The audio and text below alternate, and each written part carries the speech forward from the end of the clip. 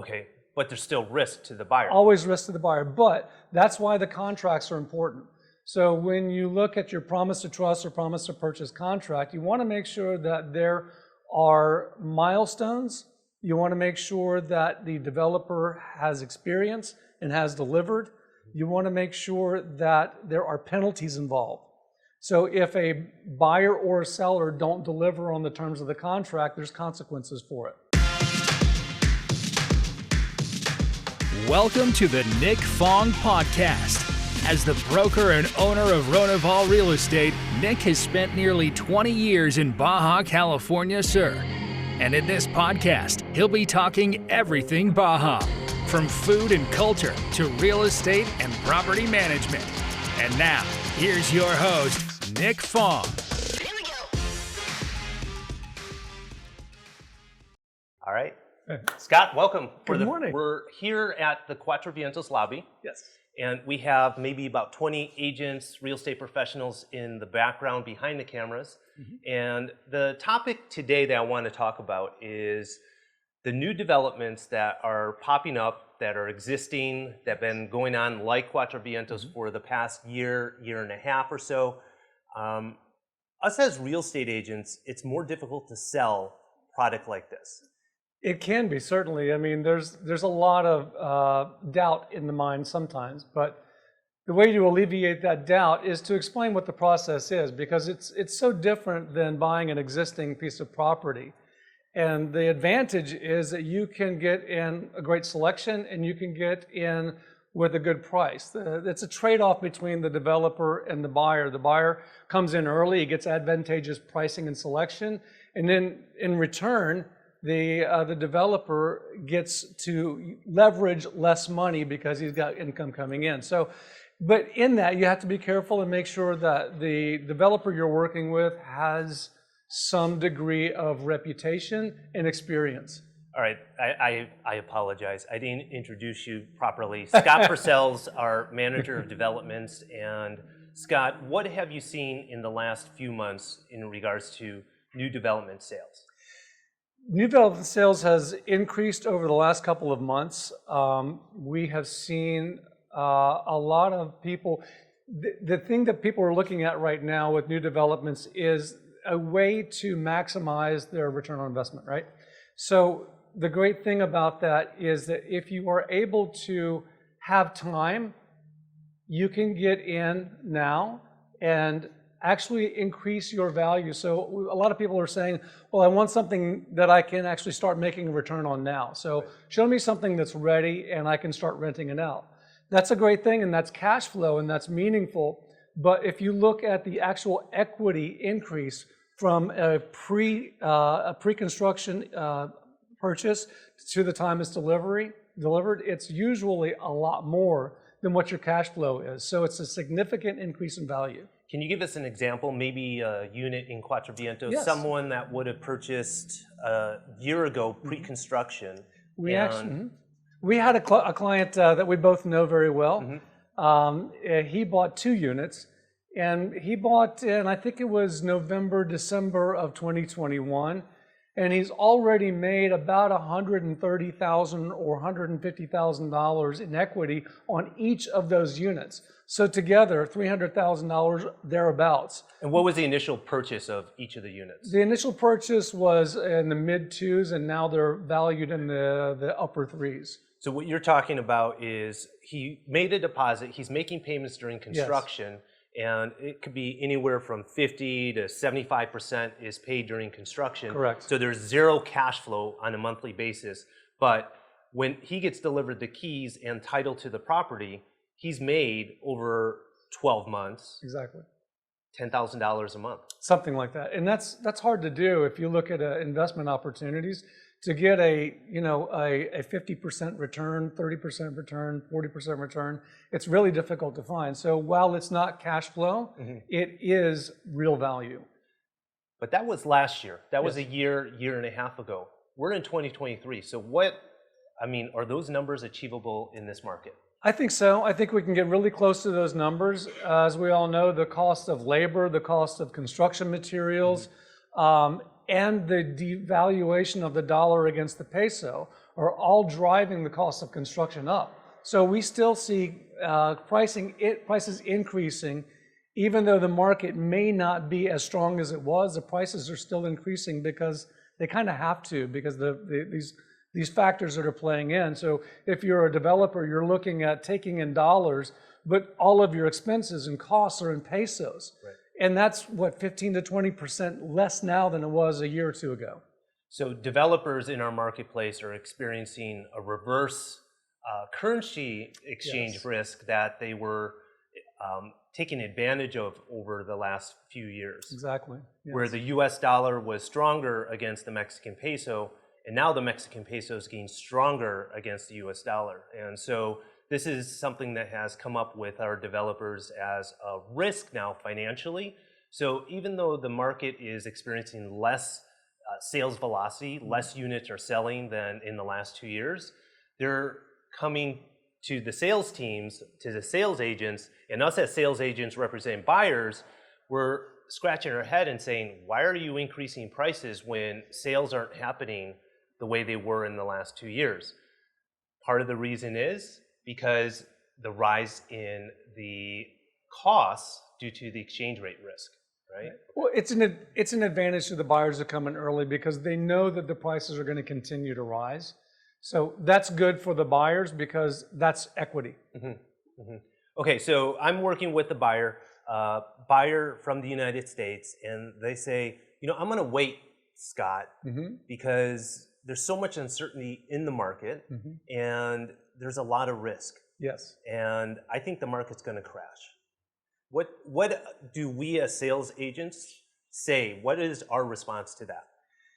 Well, look, I hear this all the time. Somebody says, man, I should have bought 5 years ago. That was the right time. Or I should have bought 10 years ago. That was the right time to do it. Real estate does go up and down, but over time, it always goes up. So I always say, well, you know what? 5 years from now, you'll be saying the same thing. 10 years from now, you'll be saying the same thing. So the first day of the next 5 years, the first day of the next 10 years is today. Mm-hmm. Yeah. I think it's like a moving train, right? The train is always going to be moving. And so whether it's a fast moving train or a slow moving train, you have to get on the train if you want to get going. If you want to own real estate in Los Cabos, in Baja, because prices will always go up. Yes. And if you're the short-term 1 to 2 year flip type of buyer or investor, that's where I would sympathize as a real estate agent and say, okay, maybe that doesn't make sense for you right now, so we can wait. But at the same time, this feeds really well into new developments, because if their timeline is 1 to 2 years, why, Scott, would a new development pre-construction project work for them? Well, it's an easy way into the market. So you're not required to come up with all the money in 3 months. It's with many developments, you've got anywhere from 12 months to 2 years. So it's kind of like a built-in finance. You're putting a certain amount down, and then you're making payments. Usually, those payments are made either monthly or by milestone. So when the developer finishes part of the building, they get another payment. When they finish the next part, they get another payment. So it eases that entry into the market for the buyer. So I'm a buyer, I'm coming from the States, and I'm accustomed to making my deposit, but I don't release money to the developer during construction. Right. Right? So my objection as a buyer to you as a real estate agent trying to sell me a development like Cuatro Vientos or Mystique over there, any pre-construction development, I say, why are they needing my money? Well, it's very simple. So the cost of leveraging money in Mexico is expensive. It's 16% right now. I was just talking to one of our developers. And so it's a trade-off between the buyer and the seller. The seller gets to use some of the money and therefore doesn't have to leverage that money. That's money that he doesn't have to pay 16% on. Right. So it's an advantage for the buyer because the buyer is releasing funds in exchange for a better price early on, and the developer is not having to borrow money on that income. So he's giving them better price because he doesn't have to leverage. Okay, but there's still risk to the buyer. Always risk to the buyer, but that's why the contracts are important. So when you look at your promise to trust or promise to purchase contract, you want to make sure that there are milestones. You want to make sure that the developer has experience and has delivered. You want to make sure that there are penalties involved. So if a buyer or a seller don't deliver on the terms of the contract, there's consequences for it. Hey, thanks for being a part of the Nick Fong podcast. Make sure to subscribe to the podcast to get the latest updates. And if you're watching this on our social channels, please like and share. And if you want to be featured or you want me to talk on a certain topic, food, activities, culture, real estate in the Baja, drop a comment.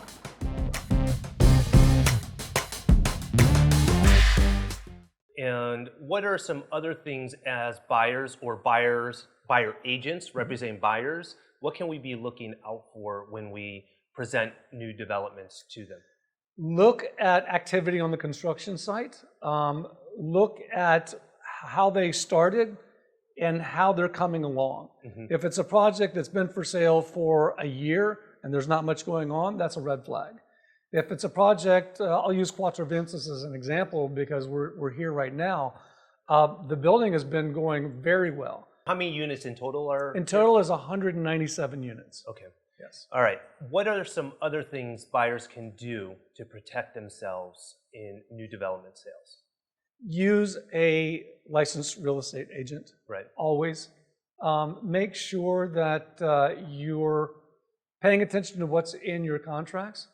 But how do people do that when they're coming from the States? It's in Spanish. The Spanish language prevails, even though it's in English, also the sales contracts. Right. How does a buyer protect themselves when it's a contract they've never seen before, it's completely foreign, it's a different language? How do they mitigate that risk? There are great legal representatives and attorneys here in Los Cabos. We use many of them. It doesn't cost much to have a review of a promise to trust contract. And so I would say that's a great way for them to have a sense of comfort having a legal representative whose only purpose is to look out for their best interests. Okay. So you go to a project, it has beautiful banners, it has construction going on, but what are some other things that buyers can be looking out for? What kind of questions can they be asking their agent, the developer, to further mitigate risk? I would say things like, what has the developer done before? I mean, really, there's risk involved anytime you do pre-construction because anything can happen in the future.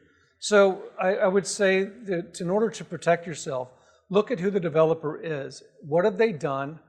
What is their experience? Who is the contractor? When you say contractor, what do you mean by that? So, okay, developers usually are the people who direct the construction. The contractor is the guy who's actually putting the bricks in place. Right? So the contractor, the builder is important because why? Because they both have to have the experience that's necessary to provide a quality product. Yeah, what I've learned is that when I first started selling real estate, builder and developer were synonymous to me. But when you get into bigger projects, not so much on the lower, smaller scale projects, but on the medium to bigger projects, a developer and builder are two separate entities. They're completely separate. I'd like to think about a developer as the business person, the person that is the orchestrator of the orchestra. And the builder is the one playing one of the instruments, a big instrument, a big section of the orchestra. That's right. But the builder is typically different from who the developer is. And that's a challenge right now because there's so much construction, so there's a lot of competition amongst developers to find good contractors. What about the architect?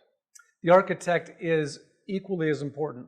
The architect, we work with a lot of the developments that we have early in the stage to make sure that what the architect is drawing, what their design is actually what the market is looking for. So making sure that it has the functions and features and amenities that are appealing to the current buyers. Okay. And is it risky for a buyer to pay 90% of the purchase price during construction? I mean, because we do see that in development. It is a little bit more of a risk. I would say it's less of a risk when you're dealing with a well-established developer, but this is some of the ways that you can gain even more advantage in buying into pre-construction. So a lot of developers have built-in discounts according to the amount of down payment. So the higher the down payment, the more leverage you as a buyer have, and you can actually get more in the deal. You can get more in the way of amenities or inclusions, or you can get an advantageous price by putting more money in. Why is that the case? Because that's even less that the developer has to leverage in the process. So if I'm not necessarily a new agent, but even experienced agents, and I'm selling new developments, one of the things that we've observed is that our buyers, when it comes time to getting delivered the unit, the agent gets really involved in that process. Right. What are some of the things that a real estate agent can look out for in a development so that they're not as involved? They're not playing that ping pong back and forth between the developer and their client, because when it gets down to the 1 yard line for the buyer, when they're ready to be delivered the keys, deliver the title, actually go to the closing, we're seeing that transition in the process get really difficult. And I don't know if anyone here has experienced that, but it is really challenging. Yes. What can buyer agents and buyers be looking out for from the beginning to prevent some of those problems that happen?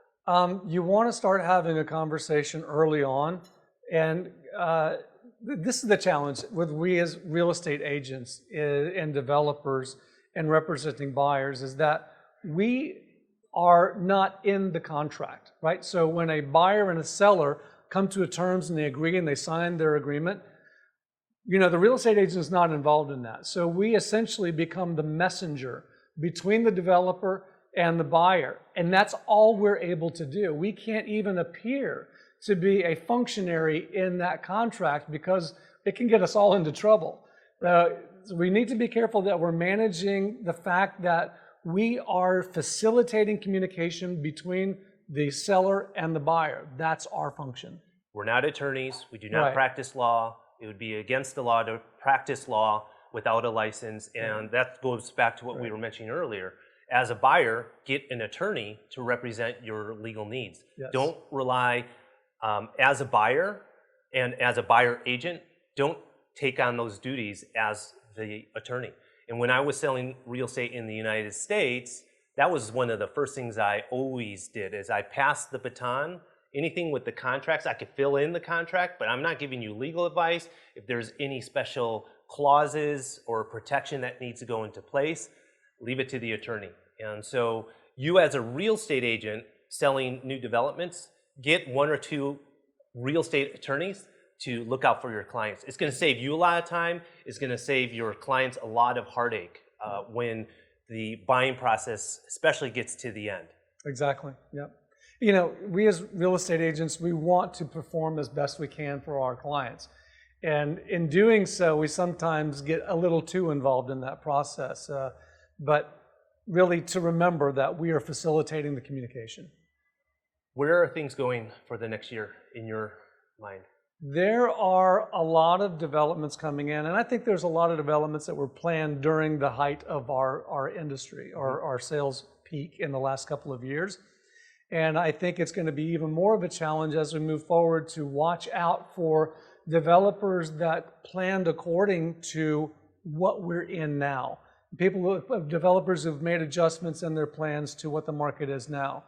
One of the things that we did before with developers, we talked about, okay, we're going to increase prices for this number of sales, and we have our planned increases.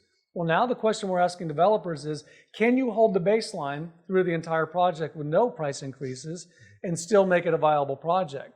So that's an important question, and be careful with watching that things are happening on site, that things are moving forward, that the developer and the contractor both have a good reputation, even the architect as well. Are there any questions of people in the audience or connected online? Any questions about selling new developments, or possibly any situations that you've gotten yourself into, your client has gotten themselves into that we can discuss. Hi. Is it a good idea to recommend to your client that once you get the promise of trust signed and everything through the process to go and follow the following payments and structure with a lawyer since the beginning, all the way to the closing? I think it is because it's in the contract. And so if your buyer is involving a real estate attorney from the very beginning, that's all going to be laid out in the sales contract. And the more the attorney can at least be notified, or they're notifying the buyer along with the real estate agent, the better, because it's just more communication lines. And so when a buyer is maybe not able to do that next payment, that the attorney can get involved and contractually make adjustments and work with the developer to get an extension on the next deposit. I think that's going to end up happening more, is buyers are going to say, I can't make that next deposit, can I get an extra month on it? Mm-hmm. Or in some cases, can I sell out of my contract? Can I give the unit back to the developer? We had, I'm trying to think, just this week I heard a story of someone that was going to buy a property. Oh, it was your clients, right? A house, right? And so life changes, work changes, and it causes people to cancel deals or restructure the deal. And if you're a real estate agent representing that buyer and you never got an attorney involved since the very beginning, then you're kind of on your back foot adjusting. You have to find the attorney has to review the contract and make any necessary adjustments. But if an attorney was involved in the very beginning, then they just pick it up and they know and they can adjust more quickly. Okay, perfect. Thank you. We have a question from one of our agents connected, Terry Stevens, and she asks, what type of warranty does a buyer have with new construction? So we've been dealing with Profeco, which is basically the Consumer Protection Agency of Mexico, a lot lately. And basically what they're saying is that no matter what any developer actually publishes as a warranty, it's 5 years for structure, it's 3 years for waterproofing, and it's 1 year for everything else. Thank you.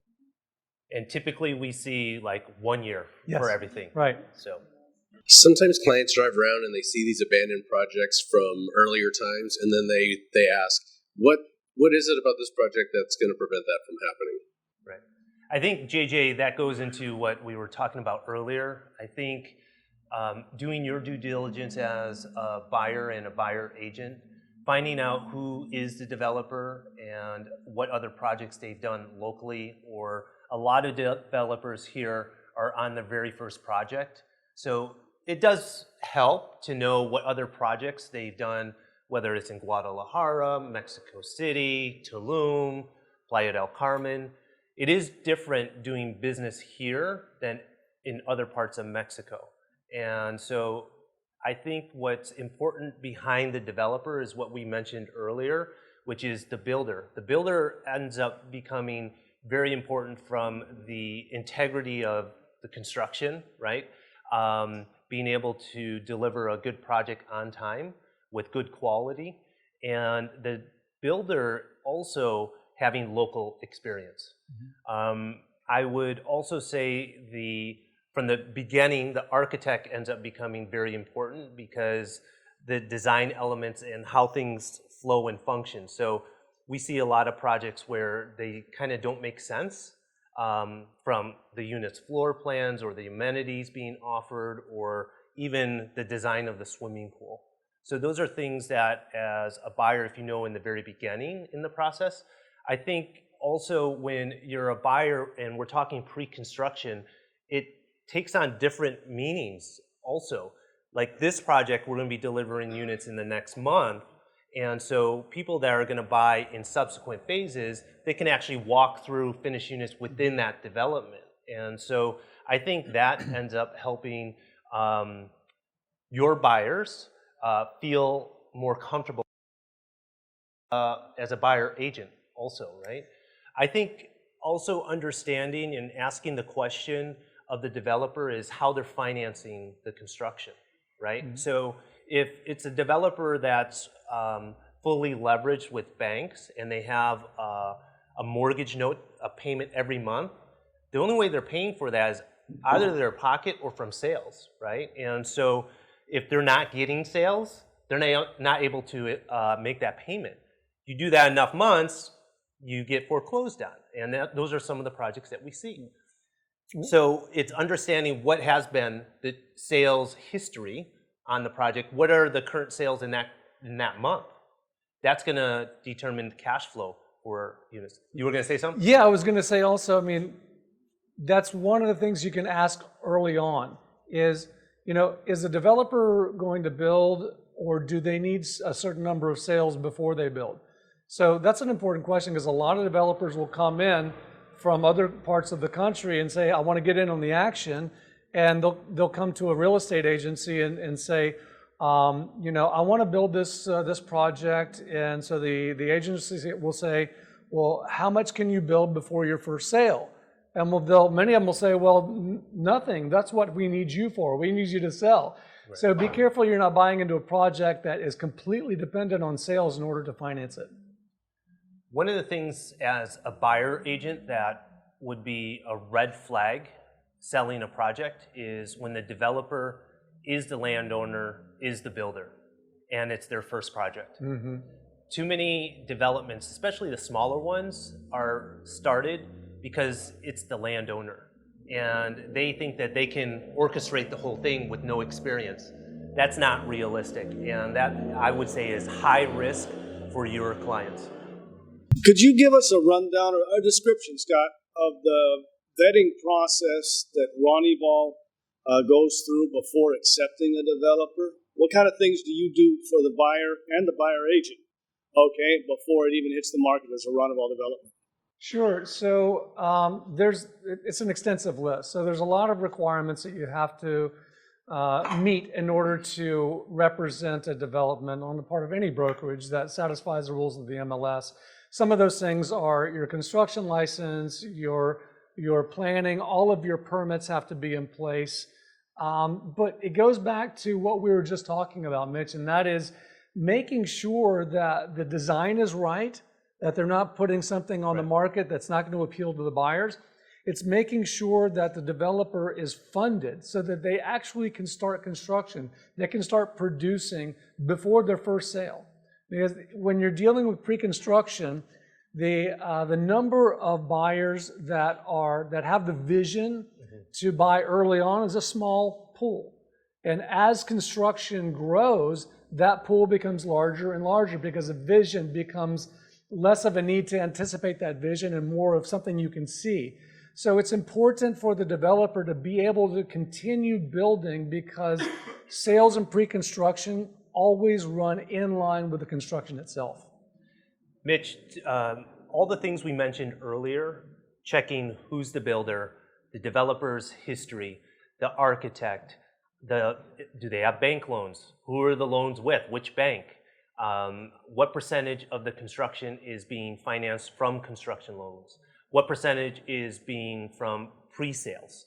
And how much cash do they have available and how far will that get without any sales, any loans? And those are the questions that we ask. And even after all of that, we have a committee internally that we review before saying, yes, we'll move forward. So it's a two-way street with our developers, whether or not we represent development. All right. Thank you. Nick. Thanks for listening to this episode of the Nick Fong Podcast. Make sure you subscribe to the podcast and the YouTube channel at youtube.com/Ronival Real Estate and follow Nick on Instagram at NickFong_Ronival. Ready to find your Baja dream home? Check out the latest property listings at Ronival.com or findmexicohouses.com. Hasta luego.